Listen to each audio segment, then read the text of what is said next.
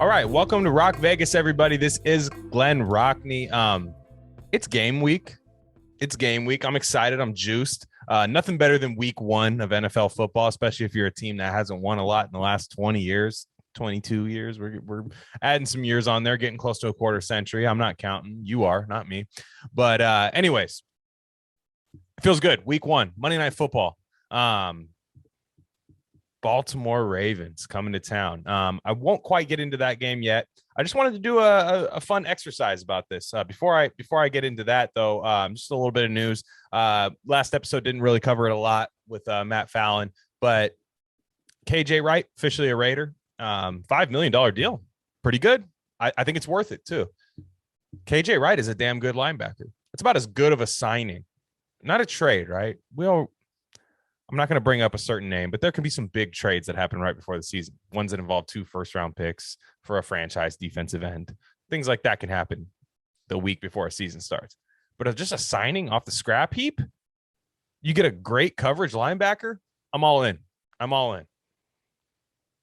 This team is making uncharacteristically good moves, especially like late in the season. They're not throwing, 4th-round picks out the window for a kick returner. They're not signing just 37-year-old defensive ends. Like, they're not doing stuff like that. They're bringing in, KJ Wright's, for a linebacker, he's about 32. Not young, but had a close to an 80 coverage grade in PFF last year, which is really good. He's going to start in base. I don't know about the Mike situation. He said he's been the Mike before with Gus Bradley, but I would imagine maybe, I don't know if Gus changed some of the terminology up a little bit on the scheme coming to the Raiders. I don't know if he's going to necessarily hand him the Mike role. I would still think that would go to Kwiatkowski or Littleton, but we'll see. I wouldn't be surprised if he was the one getting everybody into position. I wouldn't be surprised. But, that's going to help this unit. Nicholas Morrow goes down. Nicholas Morrow was the best player on defense last year. Truly. Nicholas Morrow, Jonathan Hankins, 2 best players on the team on defense last year. And Nicholas Morrow goes down. That's a big loss. It's a big loss. So they signed Denzel Perryman, who can get dirty in the run game. Get dirty. He's that run stuffer. Like shoot the gap. Defensive line holds the line up. He shoots the gap. Tackle for a loss in the backfield. That's what Denzel Perryman makes a living doing. And KJ Wright, 2 good veterans from a Bradley scheme, right? Because in the past, right, you used to see the Paul Guenther guys. They kind of seemed like, Frosty Rucker. I don't know if he's a Paul Guenther guy, but, the guys they would bring in were veterans for leadership, but they couldn't contribute on the field. KJ Wright, Denzel Perryman are guys that contribute on the field, as well as teach these young linebackers. I'm very excited to know that Divine Diablo, who's learning a new position, doesn't have to start and can learn from a KJ Wright, who's here on a 1-year deal. Can learn from a Denzel Perryman. Denzel Perryman can get you to go sideline to sideline with that speed, with that tenacity. KJ Wright teaches you that coverage stuff, when to shoot to the flat and stuff like that. Guys like that, I can't think of 2 better guys to learn from realistically in this league. So I'm very juiced about those signings. I think even if Nicholas Morrow was healthy and they brought in KJ Wright, it would just make the linebacker core great. Interesting thing will be happening. We don't know the extent of Nicholas Morrow's injury. He could be out for the season. I don't think he is, but we don't really know. And what's going to happen when he comes back? Who do you get rid of? Good problem to have, though, right? That's like in your fantasy draft when all your players have a week 9 bye. If you care about that, who cares, right? Because week 9, your team don't look the same. You probably drop a couple of those guys. But it's good to have a nice crowded linebacker room like that. Last year, you had the 2 top guys. Littleton had a down year. I'll talk about Corey Littleton in a second. But, behind those guys, you didn't have a lot. You had Morrow, Littleton, Kwiatkowski, but man, it's just when those injuries hit, Kwiatkowski goes down the first game of the year, right? And your depth really gets exposed, or lack thereof, I should say. But that position has become a strength on this team, I believe. KJ Wright, I was listening to his press conference yesterday. You want to talk about a veteran, a guy who knows, a confident veteran, a guy who's not too excited to be on the team, but is very much confident in his ability. He said, I'll step right in. This is his first team outside of Seattle. He's going to step right in and be like, I got this. I'm playing for my old guy, a guy who I learned how to play NFL football under, right? Gus Bradley. I think he had an anecdote about naming his dog, helping Gus come up with a name for his dog. So there's obviously a personal connection there. Gus called him in the offseason. And I think it's going to pay dividends right away. Now, week 1, you go against Lamar Jackson, right? You're not as worried about coverage, but you kind of are. Mark Andrews just got paid. You got to have an answer for Mark Andrews, and that's linebackers being disciplined in coverage. I think that helps the DBs out. I think that helps the safeties out. Helps the defensive line out when they try to run the ball. You got speed. Littleton, KJ Wright in base. Those guys are fast. Sideline to sideline speed. You got Diablo on the bench in a disaster situation. Speed.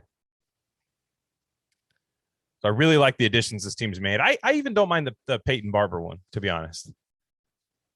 Trey Regis was the camp darling, but they have a veteran third running back, Josh Jacobs, Kenyon Drake, Peyton Barber. I don't hate that. I don't hate that on paper at all.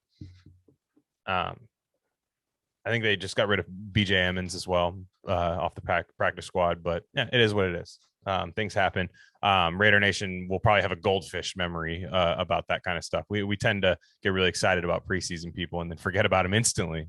So this is the best, and I could eat these words later. This is the best personnel decisions I've seen this team make all year. And I'm somebody who couldn't stand the Andre James contract and becoming the starter.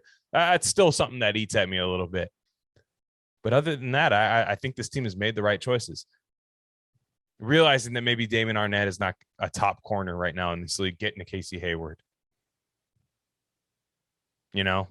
Realizing that Cleveland Ferrell doesn't have to be the 4th overall pick out there on an island, starting, rushing against the best tackles in the league, going and get Yannick Ngakoue. There's certain things like that. And then on offense, the offense is doing well. This is a good offensive team. And on offense, you're trusting these young guys. Henry Ruggs, look, we let Nelson Aguilar get paid, $9-10 million a year with the Patriots. I'd be sick to my stomach if the Raiders paid that. And I like Nelson Aguilar. Listen to my old episodes if you don't believe me. I thought he was a steal from the get-go when they signed him for about $3 million. But I'm not trying to pay. He was good because he was a $3 million wide receiver. That's why Nelson Aguilar was good on this team. So I like these decisions they're making. I like these decisions that the Raiders are making. Even this draft class. Let's talk about this draft class. Actually, hold on 1 second. This is an exercise I wanted to do. I'm going to do a perfect scenario where everything goes right for the Raiders this year and a disaster scenario, right? So let's start with the perfect scenario. The perfect scenario is that this draft class is really good, right? That's just for starters, that this draft class is really good. You get a starting stalwart right tackle in Alex Leatherwood. Run blocker, mowing people over, makes a few mistakes in the pass game, but you have a quarterback that gets rid of the ball very fast. You have an offense in the West Coast offense that is a quick timing route offense and a quarterback that has mastered it. And then when you want to run the ball, when you want to get nasty, when you want to just have bodies flying everywhere with Josh Jacobs getting yards after contact, bowling people over late with a 7-point lead in the third quarter, as we saw a lot of times last year. And we never felt like we were in the lead last year, did we, Raider Nation? Well, be honest. When the Raiders were up 7-10 in the third quarter, it felt like the game was tied, right? It felt like the game was like, oh, man, what's going to happen? What stupid penalty are we going to do to get these guys in field goal range and then bust a coverage? And then all of a sudden it's a tie game. Then all of a sudden they're down 7 and then just begging for a miracle comeback from the offense, right? No. You're going to have this quick, efficient passing game. Yards after the catch from Henry Ruggs. That's why you drafted him 12th overall. That 4.2 speed, that's going to come to light because his And again, this is if everything goes perfect, right? This isn't necessarily my take. I'm just saying this is the perfect scenario. This is Henry Ruggs. His leg is all healed from that first little kind of tweak he did on his knee against Carolina. He's just zooming out of there. Mike Mayock says in his press conference, Henry Ruggs, the speed's there now. So even he didn't see it last year. I'm not crazy. Bryan Edwards, your big Michael Crabtree type receiver, with a little more juice after the catch, I'd say, a little less durability. I think that's a fair thing with Bryan Edwards. But he just those big hands. Your Alshon Jeffrey, your Allen Robinson. He's that guy for you. Then you have Renfro, 3rd and 6. I'm looking at for number 13. And then, oh my gosh, I haven't even talked about the number 1 receiver on this team, Darren Waller. Darren Waller, number 83. You ever heard of him? He's a beast. Cracked the top 40 in the NFL top 100. The league respects him. As a West Coast offense. And guess what? Do we just have one tight end? No, we don't. We have Foster Moreau, number 87. Yeah. So then you have versatility at tight end. If you have some injuries in the receiver core, then I'll get to that later because I'm going to do a mailbag today. But then you have Waller, you can kick out to the X. Moreau's your inline blocking tight end. Nick Bowers in case of emergency or a goal line scenario for blocking. And then you have this fast offensive line, like I was saying, with that run game. It's a damn good offense. If you figure this shit out in the red zone, and I haven't had a chance to check out his piece yet, but Marcus Johnson did write about the potential Mariota package in the red zone. So I will check that out. What if they add a few wrinkles in there?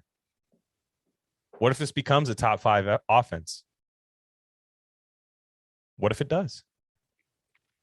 It's not out of the question. And then defensively, right? If everything goes right defensively, the back end, let's start from the back and go forward. The back end, Casey Hayward, right? Returns to the ball hawk corner that he was in Green Bay and early in his San Diego, LA career. Even if he doesn't, he ends up just becoming a good, solid cover corner, knows the scheme well, disciplined, but knows when to make a play. Then you have Trayvon Mullen. Trayvon Mullen just playing his good, solid, consistent physical football in a scheme that probably fits him a lot better. Good tackler. But yeah, Trayvon Mullen gets hurt a lot. So what happens if Trayvon Mullen gets hurt? He always has those weird head injuries. I don't know what happens. He comes back in 2 plays later. It looks like he needs to be carted off the field, and all of a sudden he comes back in 2 plays later. But you have Damon Arnett. You have the 19th overall pick, who did have some good reps in preseason, and this looks like a better scheme for him. Last year, you had Paul Guenther drafting 2 good press corners and playing them off the ball, doing too much. It just didn't look right for either guy. But what if Damon Arnett takes that next step and he's your 3rd boundary corner, your reserve, if you will, and then you have a stable, right?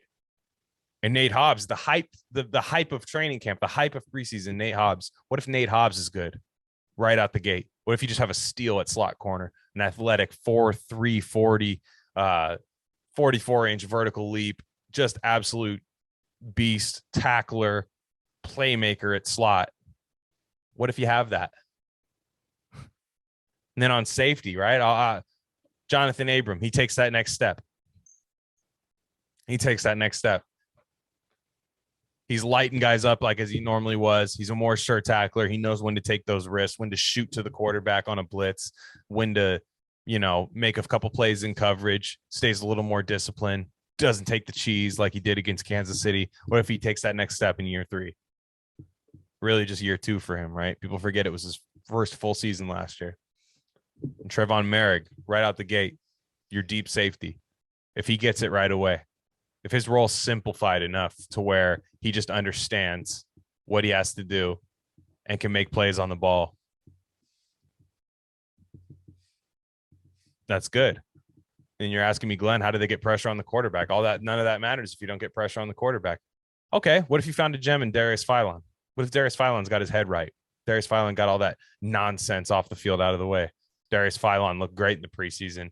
Looks like he bulked up a little bit. Still maintain that explosiveness. What if he's rushing the passer at a good level?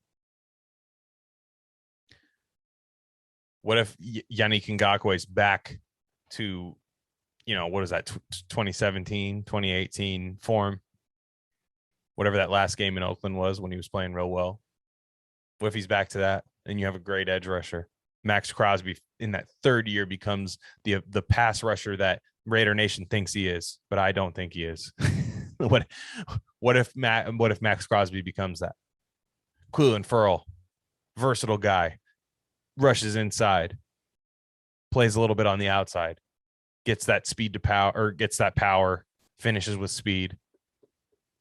Good run stuffer. When you want to get big, you could put Hankins and Ferrell in there to stop the run. I do expect a lot of that against Lamar Jackson. Solomon Thomas. That man was taken, what, third overall? Yeah, third overall out of Stanford. Smart guy. Stanford. Figures it out in the Gus Bradley scheme. All of a sudden, you have yourself a little stable of edge rushers and pass rushers. Now, you know me. I've talked about it. It's kind of the weaker spot on the team, in my opinion, but could end up being serviceable. Then you have yourself a middle of the pack defense, I think. I talked about your linebackers. They're covering. They're, Kwiatkowski's your hammer in the run game. Perryman's also a hammer in the run game. Kwiatkowski does a little bit of both, can cover a little bit. We saw the one-handed pick against Drew Lock last year. It was a work of art. Corey Littleton bounces back this year. Corey Littleton bounces back. I heard his press conference today. Very Kawhi Leonard-ish. Very quiet guy, kind of. You could tell he's an introspective guy, but he didn't feel comfortable last year. He aired Paul Gunther out and said, "Look, I'm being told what I'm being asked to do something different than I'm not used to doing." LaMarcus Joyner said the same thing. But Littleton returned to this team, and I think Gus Bradley figures out what the hell he wants to do with him. And we see Rams Corey Littleton this year. That might be the thing that actually takes the defense over, is if Corey Littleton, the Rams version, the reason he got the money with the Raiders as a UDFA on Rams out of Texas, going to the Rams, ends up getting paid by the Raiders. We've seen that story before. Like, oh, now he's just mailing it in. No, I never saw that last year. I didn't think it was a lack of effort. I just think now he needs to be utilized properly, picking off Matthew Stafford in practice, translate that into the game. Okay. What if it all goes bad? What if it all goes bad? Here's my disaster scenario for the Raiders. Disaster scenario. And let's start on the offensive side of the ball. We'll start up front. The O-line, the experiment doesn't work. You get a big run first offensive line. You want to run the ball. A couple guys get hurt, and you're down to reserves. You're calling up Patrick Omame and trying to get Lester Cotton back in off the practice squad, and you can't get anything right because you made your depth starters and didn't replenish the depth. Alex Leatherwood doesn't get it in the passing game. Just doesn't get it. He's I don't know. I'm not we've seen the false step on his Alabama tape that goes in there, and he's getting blown by all, Matthew Judon week 1 or Bosa in the division, and it's just a bloodbath. And it looks like 2018 Raiders where Carr's just getting ragdolled. What if Henry Ruggs is just a Tavon Austin, right? What if that happens? What if Henry Ruggs is Tavon Austin? Scary. No one wants to admit it, but that's his floor. What if in 3 years Henry Ruggs is trying to make the Jacksonville Jaguars when they appoint a college coach as their head coach? You don't know. You don't know. What if Bryan Edwards doesn't stay healthy? He's hurt in college. When you're hurt in college, you get hurt in the pros more often than not. What if Waller goes down? Then you have Foster Moreau. That's a good tight end. But then you're just hoping to God that Foster Moreau doesn't go down. And Foster just doesn't give you the same thing Waller does. Hardly any tight ends do. I'd say Waller's the fastest tight end in the league. Then you get to the run game, right? Josh Jacobs goes down. It happens. Running backs don't play 17 games, I should say. Rarely happens. Then you have Kenyon Drake. Kenyon Drake's good. I wouldn't necessarily feel fantastic if Kenyon Drake was my starting running back for the whole year with no depth behind him, though. Be scary. Then you're giving Peyton Barber meaningful carries, calling up BJ Emmons, Trey Regis, hoping to God they can come in and replenish that run game. What if Carr doesn't get any better and all those guys go down? I don't like Derek Carr with a bad supporting cast. And I've been championing Derek Carr this whole offseason. It's scary. Defensive side of the ball. Disaster scenario for the defensive side of the ball. What if you can't get pressure on the quarterback? It's my biggest. I mean, I'm just doing an exercise here. I'm doing the extremes of both sides, but I am concerned that the defensive line won't get the pressure that's needed in the Gus Bradley defense. This is by far, in my opinion, kind of the weakest roster defensive line wise that Bradley's had in a while. Yannick's good, but Yannick's been on 3 teams in 4 years. Max Crosby's good, but he's kind of more of a hustle sack kind of guy rather than a beat the guy that's blocking him before the quarterback throws it. Jonathan Hankins is good. He's a run stuffer. Solomon Thomas, come on, man. Hasn't played in a while. Darius Philon, hey, preseason darling. What have you done for me lately? All this stuff could happen. Cleveland Furl plays like Cleveland Furl last year, and that wasn't good enough, Linebackers. What if KJ Wright's not the same from Seattle? What if Corey Littleton doesn't take that next step, or at least get back to what he was with LA? What if they need Nicholas Morrow and they can't get him? What if Divine Diablo has to play meaningful snaps and cover people and get his nose dirty in the run game? 3rd round pick, Virginia Tech. I don't know. Then on the back end, what if you get injuries in the secondary? Like I said, Trayvon Mullen, he goes down from time to time. He has to leave during the game. It happens here and there. And then you get the Damon Arnett from last year, which just wasn't the same. And what if Damon Arnett just cannot tackle properly and constantly puts his head in the way of tackles and exposes himself? Then you're stuck with aging Casey Hayward. You might have to give Amik Robertson some outside looks. You might have to play Nevin Lawson, which at that point, I'm looking at mock drafts. Let's go to safeties. Jonathan Abram. What if Jonathan Abram is just Jonathan Abram? He's running himself out of plays, getting 15-yard taunting penalties, blowing coverage, allowing one of the better tight ends of all time to just stand there by himself in the end zone when the team needs more than a field goal to beat you. Trevon Merrick. People forget Trevon Merrick. He had a little back issue coming out in the draft, and some people say that's why he slid. What if he hits that rookie wall? What if he gets hurt? Then you got to play Roderick Teamer. Then you got to play Tyree Gillespie. Then we're looking like the Dennis Allen Raiders all of a sudden. Look, I expect these people to be more towards the good than the bad. I'm a 10-7 Raiders prediction guy. That's on record, 10-7. But it's important to know what the ceiling and the floor of this team is. It's volatile. This team could be 6-11. I don't think so. I don't think they will. For a long time, I haven't checked it in a while, but they had the Vegas win total at 6.5. 6.5 with an extra game on the season. That's disrespectful. I think the Raiders have been getting hated on a little bit, and I'm typically not a media. Oh, the league hates us. I'm not usually that guy. I always sounded like a cope to me. It's like draft better, please draft better, sign better free agents, get better coaches. I'm usually that guy. Media's been hating. They've been hating. PFF, they're just like, oh, I don't get what they're doing on defense. It's like they overhauled the entire thing and they got good coverage guys that fit the Bradley scheme. What do you want?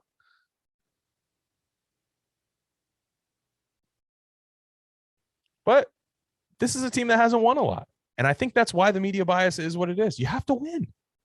Winning cures all. Winning cures all. It cures everything. The minute you start winning, when the Raiders, this beautiful logo behind me, the best logo in sports, the best uniform of all time in any sport, when that becomes good, it's a hot commodity in the league. These journalists will act like they've never, ever doubted the Raiders, never doubted John Gruden if they win. But you got to win. Hell, it's the motto of this franchise. Just win, baby. You have to win. 8-8 last year. It's not going to cut it this year. You can't even go 8-8 this year. 8-8 is 8-9 this year. You have to have, you can't go 500 this year, which I do like in the NFL. So yeah, Just win. Just win. It cures everything. You don't have to worry about the media being on your back. Maybe they put a ceiling on you saying they can't win more than what they have done. Well, that's a luxury problem. We'll cross that bridge when we get to it. All right. So mailbag today. Asked for some mailbag questions. Got some really good ones. And let's get right into it. So first one, this comes from Frost at Lizard Frost 89. He says, John Gruden is on the hot seat. Interesting statement. Do you think he will open up the playbook for once? So his first part of that was a statement, but I believe it's a false statement. John Gruden is not on the hot seat. John Gruden's going to be here for at least a few more years. Mark Davis, I couldn't imagine Mark Davis leaving more than 2 years on John Gruden's contract. It's the one thing I've hated the most about this team is the fact that Gruden has a 10-year window and really didn't earn it other than saying cool things on TV.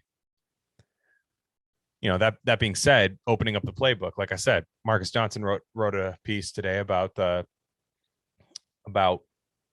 Mariota red zone package. He knows that the red zone is he knows that the red zone is an issue, right? He knows it. He's tired of hearing about it. Well, okay, fix it. Get a mobile quarterback in the end zone. I don't hate that. You know, a lot of that's on him, though, in my opinion.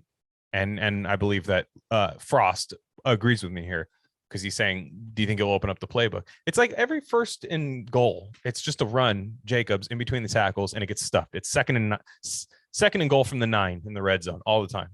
You just waste first down. Take that shot on first down. Take the shot. You know, like run outside, do something cool. Put Kenyon Drake out there, have him run a route.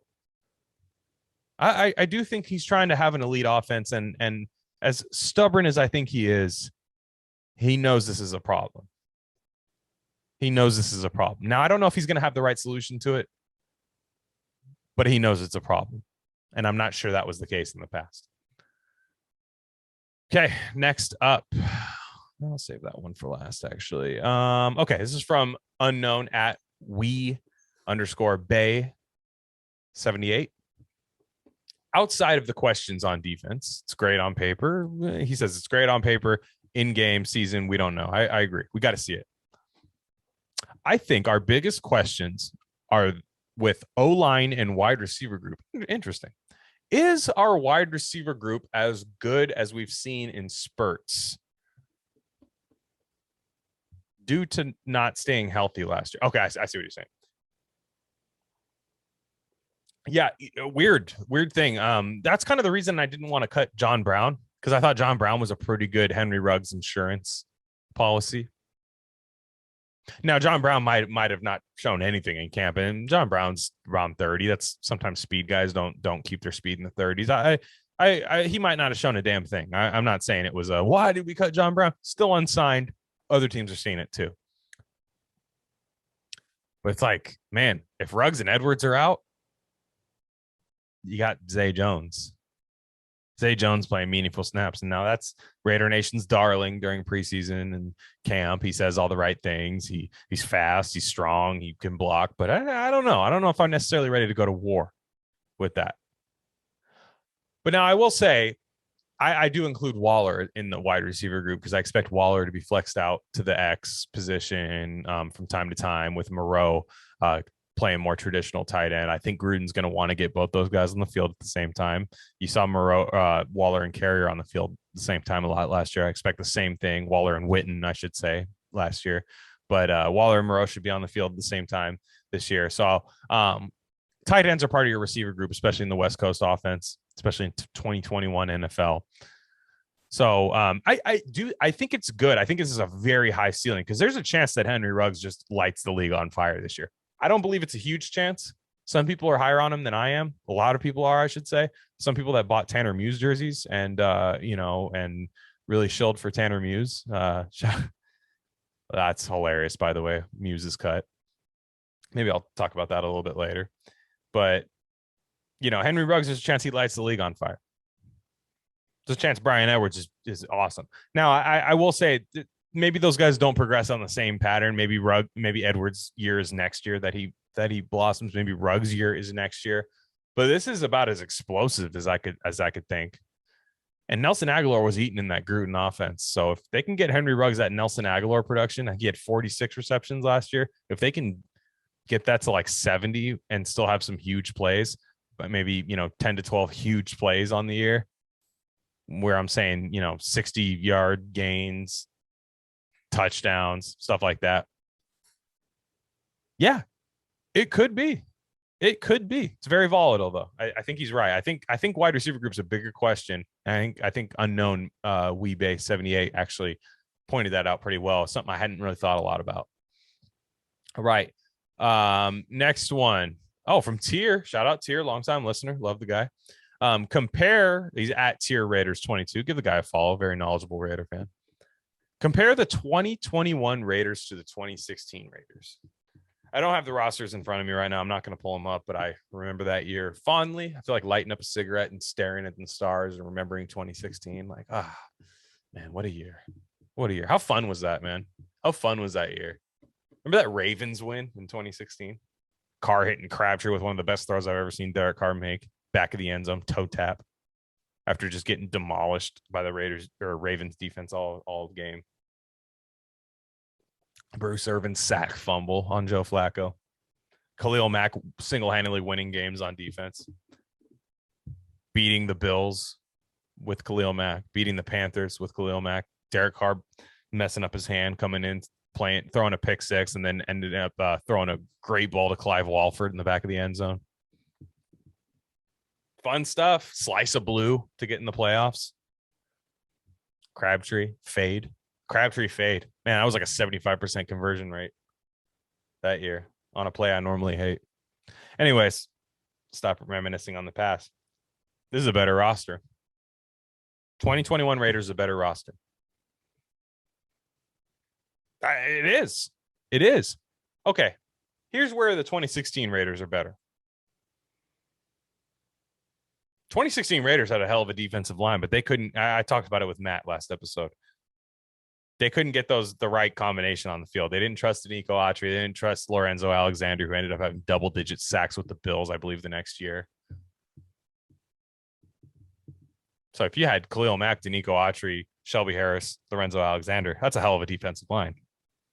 But they didn't play him. So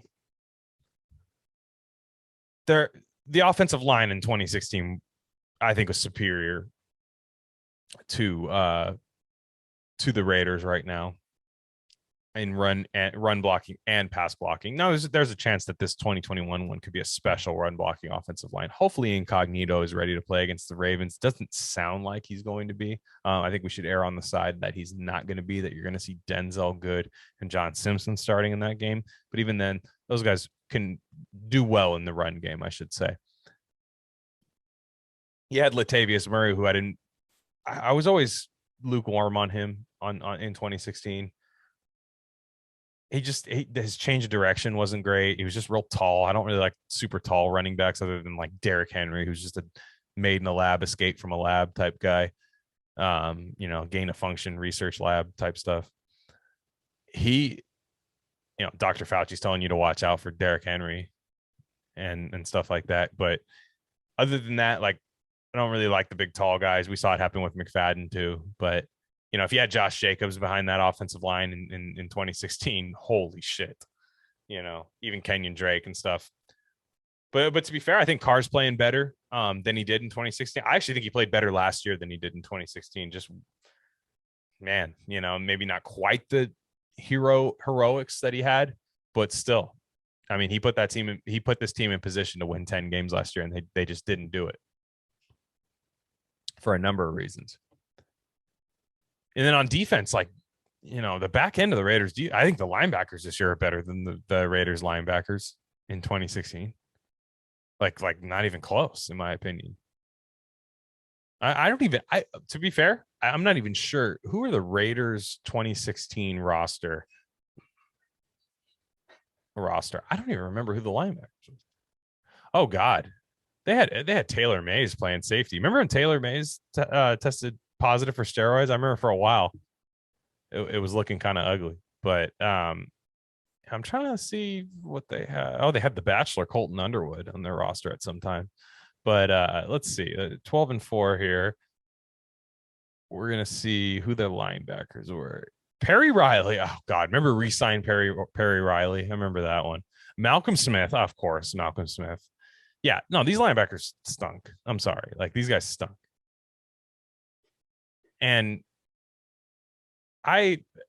yeah, right. Corey Littleton, KJ Wright, Nick Kwiatkowski, easily better. I think the DBs are better on this team. I mean, you're not going to have Reggie Nelson on the back end. So it's better. I think this is a better team, and maybe not quite the top end talent like the Khalil Macks, the generational players. Those aren't there, and maybe that's what the Raiders are missing. I think we all agree that they've had a chance to draft some top end talent and they haven't. But this team is more well rounded. It's deeper and better, in my opinion, and hopefully that shows up in the record. All right, next up. Why do the Raiders suck? This is from Ex Malwa. If you guys remember Dave from the episode where he's a Jets fan. Other than that, I won't hold that against him. Everybody makes mistakes. Everybody has bad qualities about them. Other than that, Dave's a pretty cool guy. But he asked me, why do the Raiders suck? Now, you know, that's a tough one. I mean, they haven't drafted well at all. They gave a head coach a 10-year deal who won with another team's defense and kind of masked up his offensive and red zone issues that still seem to plague him today. And he doesn't have that defense now to bail him out. And just bad personnel decisions, I think, bad in-game decisions. And, last year I thought they were a better team than people gave them credit for. I thought they were closer. I think they're closer to success than a lot of people think they are. And if they have a good season this year, I don't think they're going to suck for a while. That's all I'm going to say. That's all I'm going to say, Dave. Talk to me about the Jets. See if your Mormon quarterback's any good.